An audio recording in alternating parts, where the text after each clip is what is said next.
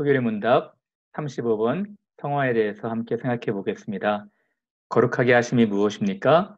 거룩하게 하심은 하나님께서 값없이 주시는 은혜의 행위이고 이로써 우리가 하나님의 형상을 쫓아 온전히 새 사람이 되고 점점 더 죄에 대하여 죽고 의에 대하여 살게 됩니다. 성령님에 대한 교리를 살펴보고 있는데요. 오늘은 성화에 대해서 함께 나누도록 하겠습니다. 구원에서 가장 중요한 부분이 무엇일까요? 모든 부분이 중요하겠지만 그 중에서도 중요한 것이 오늘 다루는 성화 부분입니다. 효과적으로 부르심을 입고 죄의 비참한 것을 깨닫게 되고 그 비참한 죄를 용서하시기 위해서 예수께서 큰 은혜를 베푸셨고 그 은혜를 깨달은 사람이 새로운 산소망으로 이 땅을 살아가는 것도 너무 중요하죠. 그리고 우리가 거듭나서 의롭게 되고 하나님의 자녀의 신분으로 입양되는 것은 너무 중요한 교리입니다. 그러나 이 모든 것이 궁극적인 목적인 성화를 위해서 있게 되는 것입니다. 여러분, 그래서 이 성화를 다룰 때 이 수평적인 그림보다 이 단계적 그림이 우리가 이해하기 좀 더 쉬울 것 같다 생각이 듭니다. 선행 하나님께서 우리를 부르시고요. 부르신 그들을 거듭나게 하시고 새로운 생명을 자각하게 하신 뒤에 예수 그리스도께로부터 주어지는 의를 우리에게 주시고 우리를 하나님의 자녀의 신분으로 변화시키십니다. 이 모든 궁극적인 목적은 성화를 이루는 데 있습니다. 거룩하신 하나님과 교제케 하기 위해서 우리를 거룩하게 만들어 가시는 것이죠. 그러나 아쉽게도 이러한 성화의 부분이 오늘날 많이 강조가 되지 않은 것입니다.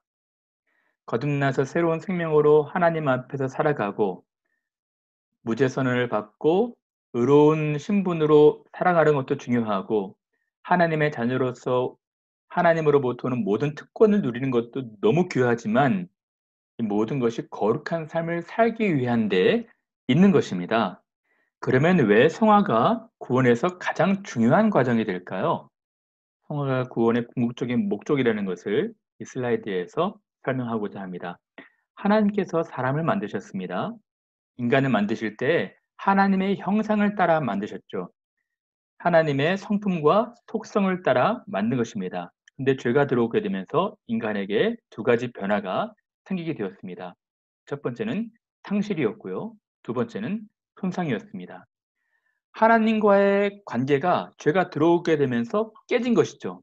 그 관계의 상실을 갖게 됐습니다. 그리고 하나님의 형상을 박탈당하게 버렸습니다. 하나님의 의와 진리와 거룩함으로 지으신 것이 상실된 것이죠. 그래서 우리가 잃어버린 것입니다. 그러나 여전히 존속이 되지만 심각한 데미지, 손상을 입은 것이 있습니다. 여전히 인간은 모든 피조물과 동물들 중에 탁월한 존재이거든요.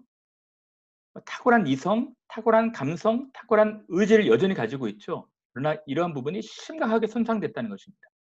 하나님이 선과 악을 분별할 수 있도록 양심을 주셨는데 이것도 우리가 가치 판단의 기준이 되어서 심각하게 손상이 된 것이죠. 이러한 심각하게 손상된 이성과 감성과 의지를 가지고 하나님을 대적하는 것입니다. 이성과 지성으로 하나님이 없다고 비난하고 하나님을 멸시하고 무시하고 감정적으로 하나님께 원망하고 불평하고 하나님께 분노하는 것입니다. 의지로 거역하고 불순종하고 삐뚤어진 양심이 올바른 기능을 하지 못하게 되는 것이죠. 이러한 상태를 부패와 오염, 전적인 타락 상태라고 말하고 있는 것입니다. 인간이 처한 실상인 것이죠. 이렇게 자기의 이성과 감성과 의지로 하나님을 거역하고 대적하는 사람들을 하나님이 어떻게 대하셔야 될까요? 로마서에서는 하나님의 진노가 불경건과 도리를 쫓아난다고 말하고 있습니다. 그러나 하나님은 사랑이십니다. 하나님의 진노 가운데에서도 긍휼을 잊지 않으시고 놀라운 일을 행하신 것이죠. 그것은 아들 예수 그리스도를 영원한 작정과 계획에 따라 세상에 보내시고 예수 그리스도께서는 하나님 아버지의 깊으신 뜻을 실행한 것이죠. 그런 여러분, 예수께서 이 땅에 오셔서 놀라운 구속을 이루셨거든요. 그 구속의 목적이 무엇입니까? 우리를 구원하신 이유가 무엇일까요? 한마디로 정의하자면 하나님의 잃어버렸던 형상을 회복시키시는 것입니다. 의와 진리와 거룩함으로 새 사람을 입게 만드는 것이죠. 그러면 죄인된 인간이 하나님의 형상을 회복하기 위해서 어떤 변화가 필요하지 않겠습니까? 이 예수 그리스도께서 이루어 놓으신 구속을 우리 안에 적용시켜서 변화를 일으키시는 분이 성령 하나님이시라는 것입니다. 그러면 어제 살펴보았지만 어떤 변화를 일으키실까요? 먼저는 이 상실된 신분을 변화시키신 것입니다. 우리는 원의, 원복을 상실한 사람들입니다. 그러나 우리를 의롭다 칭해주면서 법적으로 우리를 변화시키는 것이죠. 그리고 우리는 하나님의 자녀였지만 하나님의 자녀의 관계가 상실돼 버렸습니다.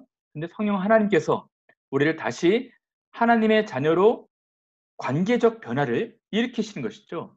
이것이 상실된 신분의 회복입니다. 여러분, 성령 하나님께서 일을 하시는 것이죠. 상실된 신분의 회복뿐만 아니라 손상된 우리의 인격, 이성, 감정, 의지도 회복이 되지 않겠습니까? 그것이 바로 성화인 것이죠. 성화는 옛 본성이 아닌 새로운 본성으로 하나님의 온전하심처럼 온전하고자 하는 그 거룩한 삶인 것입니다. 손상된 인격의 회복인 것이죠. 성령 하나님께서 이 일을 하신다는 것입니다. 이 일을 하시는 궁극적인 목적이 무엇입니까? 영원한 하나님, 거룩하신 하나님과 함께 교제하기 위함인 것이죠. 그러므로 구원의 전체 과정에서 가장 중요한 부분은 하나님과의 교제를 가능하게 하는 성화인 것이죠. 우리를 법적으로 의롭게 변화시키셔서 하나님의 자녀 삼으셔서 하나님과 함께 교제케 하는 삶을 살게 하시는 것입니다. 하나님과 함께 교제의 삶으로 나아가게 만드시는 것이죠. 그런 의미에서 이 성화는 구원의 궁극적인 목적이고 구원의 과정에서 가장 중요한 부분이 될 수 있는 것이죠. 그러면 이제 제가 칭의와 성화의 관계에 대해서 조금 더 자세히 설명을 드릴까 합니다. 여러분, 우리가 의롭게 되는 것은 믿음을 통해서 가능합니다. 성령 하나님께서 우리에게 믿음을 주시는 이유는 믿는 대로 살게 하시기 위함인 것이죠. 신자에게 믿음을 주시는 이유는 믿는 대로 살게 하시기 위함입니다. 믿는 대로 행함을 갖게 하기 위함인 것이죠. 그러므로 여러분, 칭의는 궁극적 목적이 아니라 중간적 목적이라 할까요? 궁극적인 목적인 성화인 것입니다. 칭의는 성화를 위한 과정인 것이죠. 우리를 의롭게 하셔서 의로운 삶을 사는 데까지 나가게 하시는 것입니다. 구원 전 과정의 목적은 하나님의 형상의 회복인 것이죠. 의와 진리와 거룩함으로 지으심을 받은 새 사람을 입는 것입니다. 그러나 아쉽게도 제가 보기에는 오늘 현대교회가 잃어버린 것 중에 하나가 이 성화의 과정이 아닐까 싶습니다. 많은 분들이 교회 개혁을 부르짖습니다. 어떤 개혁일까요? 우리가 믿고 있는 것과 믿는 대로 살고 있는 것과 너무 다르다는 것입니다. 믿음과 행함이 괴리되었다는 것이죠. 믿음은 강조가 되지만 행함이 강조가 되지 않는다는 것입니다.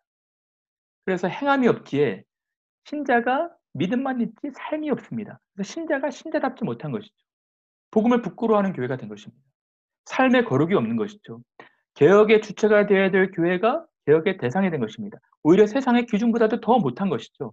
그래서 사람들이 교회를 비난하고 교회를 비판하는 것 아니겠습니까? 오늘의 교회가 정말 회복해야 될 것이 있다면 저는 믿은 대로 살아가야 되는 성화의 삶이라 생각합니다. 성령 하나님께서는 이 신자들을 하나님과 교제케 하기 위해서 거룩하게 변화시켜 가시거든요. 그러면 우리를 거룩하게 변화시켜 가는 은혜의 방편이 무엇입니까? 신자들을 성화시켜서 하나님의 목적을 이루시게 하는 그 방편들이 무엇일까요? 소개의 문답에서는 세 가지로 소개하고 있습니다. 첫 번째는 말씀입니다. 하나님의 말씀과 기도로 우리가 거룩해져 가는 것입니다. 하나님께서 이 말씀의 방편을 통해서 우리를 거룩하게 만드는 것이죠. 이 말씀을 통해서 우리가 양육이 되고 더 믿음의 성숙의 단계로 나아가게 되는 것입니다. 예수님께서도 기도하셨죠. 저들을 진리로 거룩하게 하옵소서. 아버지의 말씀은 진리니이다. 진리의 말씀으로 우리가 거룩해져 간다는 것입니다. 우리 한인교회는 정말 말씀을 사랑하는 교회가 되었으면 좋겠어요. 여러분들이 각자의 집에서 처소에서 말씀의 책상이 있는 그런 분들이 되었으면 좋겠습니다. 말씀 있는 곳을 사모하면서 나가고 말씀을 이해하기 위해서 간절한 마음으로 그 말씀을 듣고 공부하는 여러분들이 되었으면 합니다. 두 번째로는 기도입니다. 각 처에서 거룩한 손을 들어 기도하기를 원하노라. 예수께서는 능력을 발휘하지 못하는 지체들에게 기도 외에 이러한 유가 나갈 수 없다라고 말씀하셨던 것이죠. 여러분, 우리는 말씀과 기도로 거룩해져 가는 것입니다. 그러므로 여러분들의 삶에 은밀한 기도의 골방이 있어야 되는 것입니다. 하나님은 말씀을 통해서 우리와 만나 주시고 우리는 기도를 통해서 하나님께 나아갈 수가 있게 되는 것입니다. 세 번째로 은혜의 방편은 성례입니다. 초대교회는 사도의 가르침을 받고 말씀과 기도에 힘쓰는 동시에 함께 모여 떡을 떼며 성찬의 규제를 가졌습니다. 여러분, 성찬과 세례는 우리가 거룩해져 가는데 굉장히 중요한 은혜의 방편이 됩니다. 그래서 개혁 신학자들은 설교를 들리는 말씀, 성찬은 보이는 말씀이라 했거든요. 칼빈 같은 분들은 이 성찬과 세례는 우리를 버티게 해주는 버팀목과도 같은 역할을 한다 말씀하였습니다. 그러므로 우리가 한 달에 한 번씩 있는 이 성찬을 대할 때 형식적인 마음이 아니라 정말 사모하는 마음으로 우리를 거룩하게 하시는 성령님의 은혜로 깨닫고 성찬을 대해야 하는 것입니다. 이 외에도 제가 두 가지만 더 말씀을 드리고 마칠까 합니다. 우리가 거룩하게 되는 변화의 방법은 회개입니다. 여러분, 회개는 성화에서 매우 중요한 부분입니다. 회개는 단지 죄를 깨닫고 눈물 흘리는 정도가 아니라 우리의 전인격적인 반응입니다. 죄를 인식하고 죄를 깨닫고 이 죄를 마음으로 슬퍼하고 애통하고 뉘우치고 그리고 돌이킨 것이죠. 죄에 대한 인식의 깊이가 깊으면 깊을수록 우리의 마음이 더 뜨거운 눈물로 가득 채워질 것이고 간절한 애통은 분명한 돌이킴을 갖게 할 것입니다. 밖에 나갔다가 들어오면 오염된 부분이 있기에 손을 씻거나 몸을 씻지 않습니까? 그것처럼 우리가 이 오염된 세상에 살게 있기 때문에 우리 안에 있는 육신의 정욕, 안목의 정욕, 이생의 자랑, 탐심, 모든 악한 것들이 들어오기에 자주 회개해야 되는 것입니다. 만약 우리의 삶에 회개가 없다면 거룩에 대한 즐거움, 하나님과의 교제에 대한 기쁨도 상실하게 되는 것입니다. 여러분들이 풍성한 은혜의 삶을 누리고 있지 못하다면 그 문제의 핵심은 회개에 있을 것입니다. 마지막 하나를 더 소개할까 합니다. 성령 하나님께서는 우리 안에 계셔서 우리와 함께 죄와 싸우시고 죄를 죽이시는 작업들을 하신다는 것입니다. 여러분, 성령 하나님께서는 우리 안에 죄를 깨닫게 하시고 돌이키도록 도우십니다. 말할 수 없는 탄식으로 우리의 성화를 도우시면서 죄와 투쟁하게 하시고 죄와 피 흘리기까지 싸우게 하시고 죄가 우리를 주관하지 못하게 하시고 죄의 경향을 약화시키는 역할을 하시는 것입니다. 말씀과 기도로 우리를 무장케 하시고 충만한 삶을 살게 하시는 것이죠. 제가 성화 중에 이 부분을 또 다루고 싶지만 우리가 가야 될 길들이 멀기 때문에 오늘은 짧게 소개하는데요. 대신 여러분들이 이러한 부분들을 더 공부하기 위해서 좋은 책을 읽었으면 좋겠습니다. 책 두 권을 소개할 텐데요. 첫 번째는 존 오웬의 신자 안에 내재하는 죄입니다.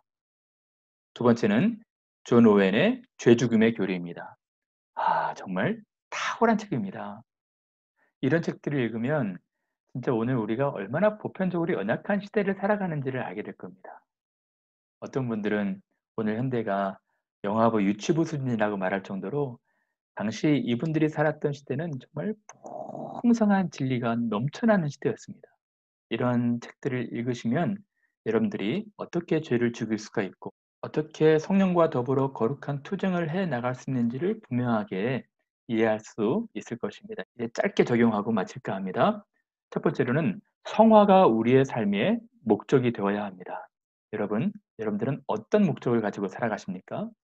세상 사람들처럼 더 평수 넓은 아파트, 더 많은 물질과 자원, 더 높이 올라가는 지위, 남부럽지 않게 살아가는 출세, 그런 것이 여러분들의 목적입니까? 그러면 우리는 정말 하나님 앞에서 부끄러운 삶을 살아가는 분들입니다. 성령 하나님께서는 말할 수 없는 탄식으로 하나님과 더 친밀한 교제를 하기 위해서 우리를 거룩하게 하시거든요. 거룩한 삶이, 성화의 삶이 우리의 궁극적인 목적이 되어야 하는 것입니다. 이러한 삶을 살 수 있도록 하나님께서는 우리에게 말씀과 기도를 허락하신 것이죠. 그러므로 말씀과 기도의 시간을 간절하게 사모해야 되고 그런 시간들을 찾아가야 하는 것입니다. 세 번째로는 성령님의 도움을 의지하면서 죄의 유혹과 싸워야 합니다. 우리 안에 있는 죄와 바깥에서 들어오는 유혹을 경계해야 되고 성령과 더불어 우리가 함께 싸워가야 되는 것이죠. 이제 문제를 읽고 마칠까요? 거룩하게 하심이 무엇입니까? 거룩하게 하심은 하나님께서 값없이 주시는 은혜의 행위이고 이로써 우리가 하나님의 형상을 쫓아 온전히 새 사람이 되고 점점 더 죄에 대하여 죽고 의에 대하여 살게 됩니다. 말씀과 기도를 통해서 그러한 삶들을 살아가며 우리 안에 계신 성령님과 더불어 죄와 싸워 이기셔서 승리한 삶으로 하나님과의 교제의 즐거움을 풍성히 누려가시는 여러분들 되시기를 바랍니다. 건강한 하루 되시길 바랍니다. 감사합니다.